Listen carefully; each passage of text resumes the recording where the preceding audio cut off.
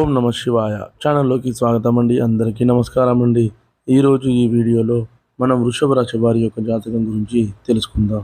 వీరి జీవితానికి సంబంధించినటువంటి ప్రధానమైన అంశాలు ఏంటి, అలాగే 2026వ సంవత్సరం మార్చి 29వ తేదీ ఆదివారం యొక్క దినఫలాలు ఈ యొక్క వృషభ రాశి వారికి ఏ విధంగా ఉంటాయి.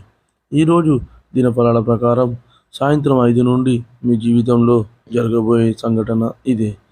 సాయంత్రం 5 తర్వాత మీ యొక్క జీవితంలో ఎటువంటి సంఘటన జరగబోతోంది, ఎటువంటి అనుకూల, ఎటువంటి ప్రతికూల పరిస్థితులు అయితే వృషభ రాశి వారికి ఈరోజు దినఫలాల్లో కనిపిస్తున్నాయి. అదేవిధంగా వృషభ రాశి వారు ప్రతికూలతను అనుకూలంగా మార్చుకోవడానికి చేయవలసినటువంటి దేవతారాధన ఏమిటి, పూర్తి అంశాలన్నీ కూడా ఈరోజు ఈ వీడియోలో వివరంగా తెలుసుకుందాం. అయితే వీడియోలోకి వెళ్ళే ముందు ఫ్రెండ్స్, మాదొక చిన్న రిక్వెస్ట్ అండి.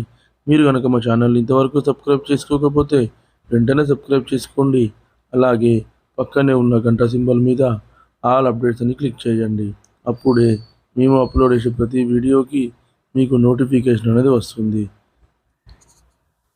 నోటిఫికేషన్ రాగానే మీరు వీడియో ఓపెన్ చేసి మీ రాశి గురించి, మీ జాతకం గురించి తెలుసుకోవచ్చు. ఇక ఏమాత్రం ఆలస్యం చేయకుండా వివరాల్లోకి వెళ్తే కనుక, వృషభ రాశి అనేది రాశి చక్రంలో 2వ రాశి. కృత్తిక 2, 3, 4 పాదాలు, రోహిణి 1, 2, 3, 4 పాదాలు, మృగశిర 1, 2 పాదాల్లో జన్మించిన వ్యక్తులందరూ కూడా వృషభ రాశి కిందికి వస్తారు. ఈ రాశికి అధిపతి వచ్చేసి శుక్రుడు. ముందుగా వీరి యొక్క వ్యక్తిత్వాన్ని మనం గమనిస్తే కనుక, వృషభ రాశి వారు దృఢ సంకల్పంతో కార్యాచరణ శక్తిని కలిగి ఉంటారు. అనుకున్నది సాధించేంత వరకు నిద్రపోని మనస్తత్వం కలవారై ఉంటారు.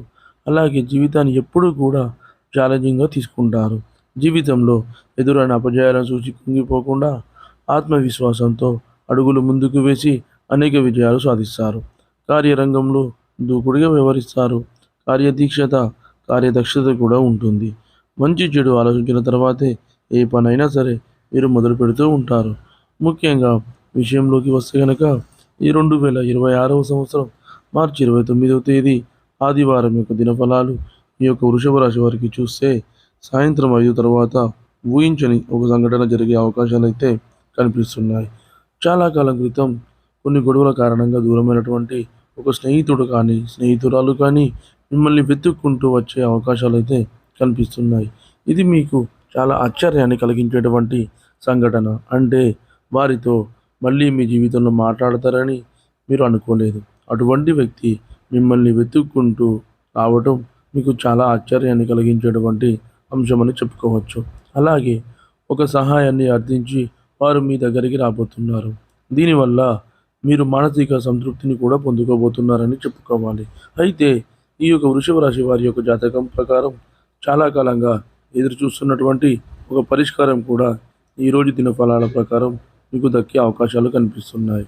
అలాగే ఈరోజు దినఫలాల ప్రకారం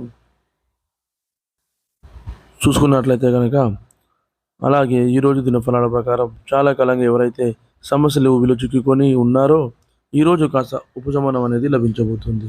బంధువులతో కానీ, స్నేహితులతో కానీ, లేదా కుటుంబ సభ్యులతో కానీ సరదాగా సమయాన్ని అయితే మీరు గడపబోతున్నారు.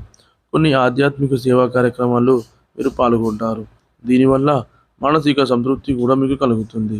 అలాగే ఎవరైతే ఆధ్యాత్మిక యాత్రలు చేస్తున్నారో వారికి కూడా సానుకూల ఫలితాలు అయితే కనిపిస్తున్నాయి.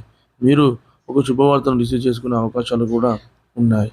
ఈరోజు దినఫలాల ప్రకారం మీకు ఉండబోతున్నాయి. అలాగే ఎవరైతే కెరియర్ పరంగా అవకాశాల కోసం ఎదురు చూస్తున్నారో వారికి ఒక అవకాశం దక్కబోతుందని చెప్పుకోవాలి.